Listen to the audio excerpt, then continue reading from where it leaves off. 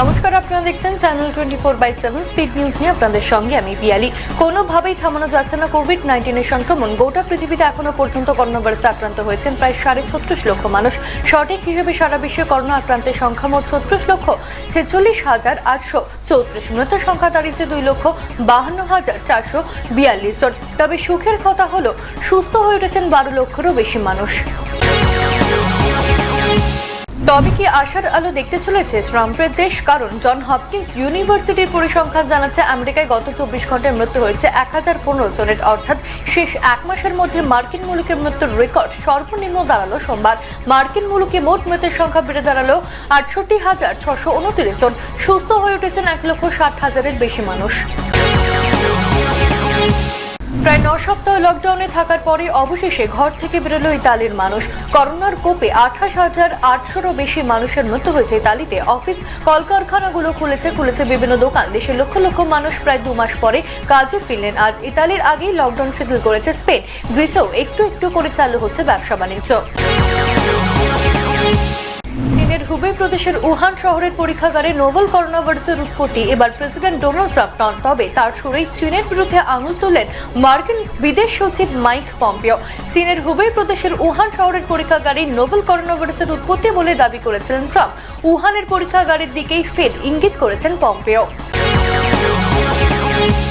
Corona virus চীনের laboratory থেকে ছড়িয়েছিল বলে যে অভিযোগ উঠেছে তার কোনো প্রমাণ নেই বলে জানালো বিশ্ব স্বাস্থ্য সংস্থা। মার্কিন যুক্তরাষ্ট্র একাধিকবার এমন দাবি করলো, এই দাবি সপক্ষে কোনো প্রমাণ নেই বলে জানালো হু।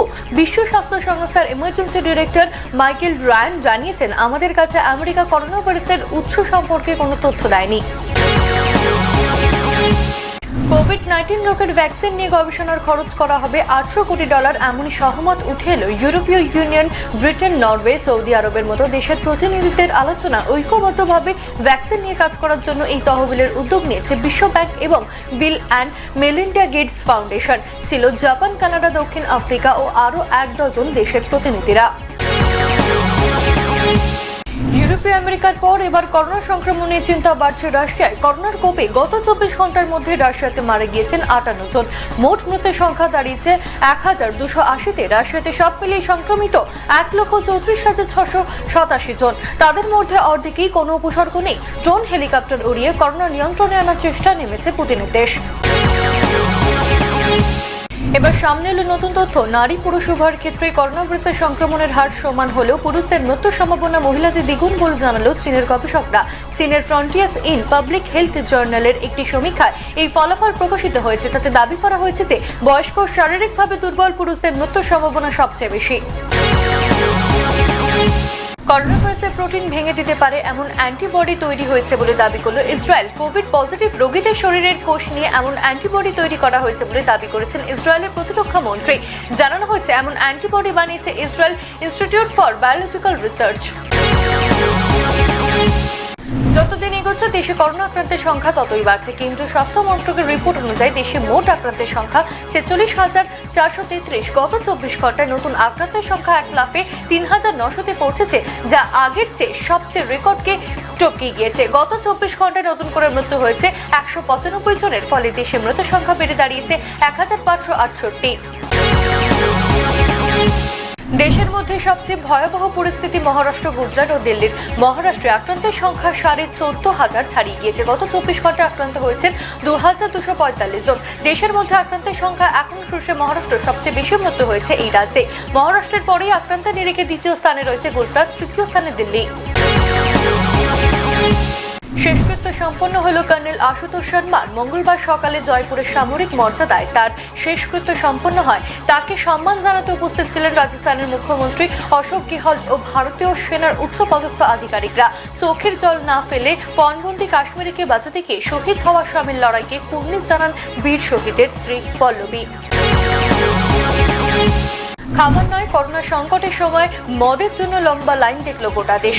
যেন ঝাঁপ খোলার অপেক্ষাতেই ছিল মানুষ। কোথাও ঠিক ভিড়, লাঠি চালাতে হলো পুলিশকে, কোথাও বন্ধ করে দিতে হলো মদের দোকানের ঝাঁপ।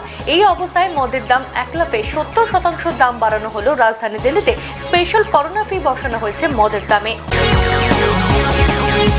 বিদেশে আটকে থাকা ভারতীয়দের ফেরানোর তোড়জোড় শুরু করলো দিল্লি। করোনা সংকটের প্রকোপে হাজার হাজার ভারতীয় বিদেশে আটকে রয়েছে। প্রথম সপ্তাহে 13টি দেশ থেকে 14,800 ভারতীয়কে 64টি উড়ানের মধ্যে দেশে ফেরানো হবে বলে বিদেশ মন্ত্রক জানিয়েছে। আগামী বৃহস্পতিবার থেকে বিশেষ বিমানে তাদের ফিরিয়ে আনা হবে দেশে। করোনার এই সংকট সময় ভারতের জন্য আরো উজ্জীবিক প্যাকেজের প্রয়োজন বলে জানালেন নোবেল বিজয়ী অর্থনীতিবিদ অভিজিৎ বিনাশ বন্দ্যোপাধ্যায়। ভিডিও কলে কংগ্রেস নেতা ও সাংসদ রাহুল গান্ধীর সঙ্গে কথা বলার সময় এই পরামর্শ দেন তিনি। এর আগে রঘুরাম রাজনও লকডাউনের ক্ষতিগ্রস্ত দরিদ্রদের জন্য 65,000 কোটি টাকার প্রয়োজন বলে জানান।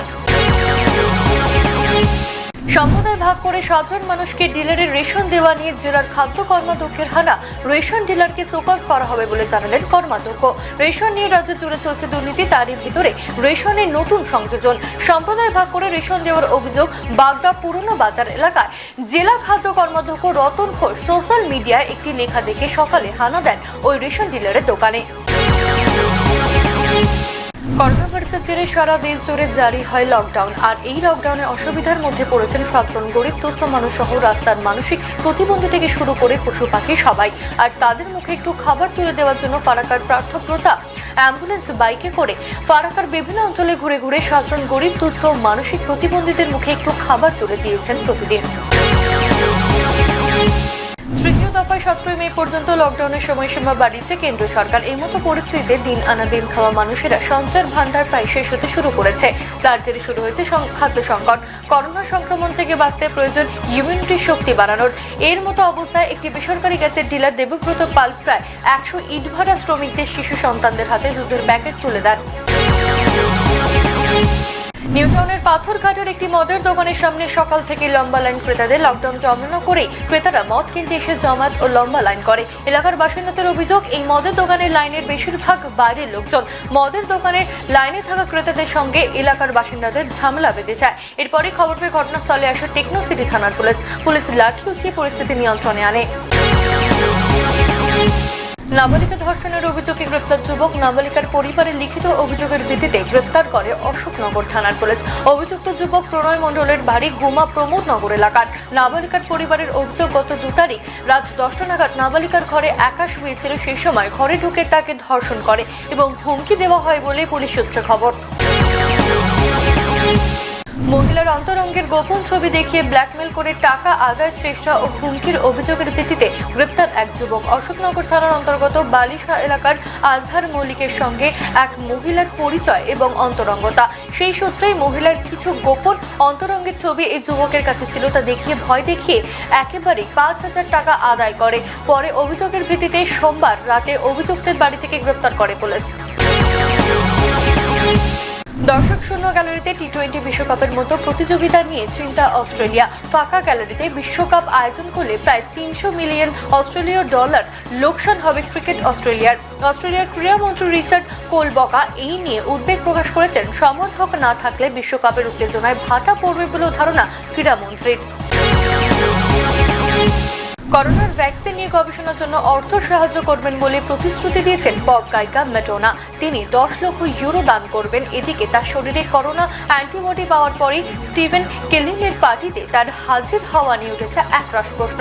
নিউ ইয়র্কের বাসিন্দা হয়ে ম্যাডোনার এই অবিবেচকের মতো আচরণ মেনে নিতে পারছেন না কেউই। পুত্র সন্তানের মা হলেন অভিনেত্রী কোয়েল মল্লিক। মঙ্গলবার ভোর 5টা নাগাদ দক্ষিণ কলকাতার একটি বেসরকারি হাসপাতালে কোয়েল সন্তানের জন্ম দেন। দাদু হওয়ার আনন্দ সংবাদ মাধ্যমের সঙ্গে ভাগ করে নিয়েছেন রঞ্জিত মল্লিকও। পরিবারের 9তম সদস্যের ছবি পরিবারের পক্ষ থেকে শেয়ারও করা হয়েছে। মা ও ছেলের দুজনে সুস্থ রয়েছেন। স্প্রেড নিউজ এখনকার মতো এই পর্যন্ত। দেখতে থাকুন চ্যানেল 24/7।